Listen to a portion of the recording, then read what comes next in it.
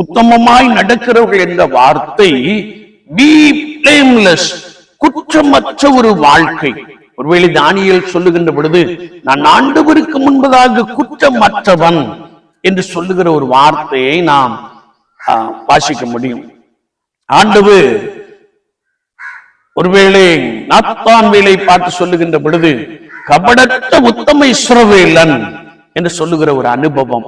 அப்படி என்றால் நாம் ஆண்டவருக்கு பிரியமாய் நடக்கின்ற பொழுது, ஆண்டவருக்கு முன்பதாக குற்றமற்றவர்களாக காணப்படுகின்ற பொழுது அவர் நன்மையை கொடுத்து கொண்டே இருக்கிறார் என்பதை வேத வாக்கியங்கள் மிக ஆழமாக கற்றுக் கொடுக்கிறது. அது மாத்திரமல்ல, சங்கீதம் 34:10 நாம் வாசிக்கின்ற பொழுது கர்த்தரை தேடுகிறவர்களுக்கு ஒரு நன்மையும் குறைபடாது. ஆண்டவரை நித்தமும் தேடுகின்ற அந்த அனுபவத்திலே ஆண்டவர் உங்களுக்காக வானத்தின் பொக்கிஷ சாலையை திறந்து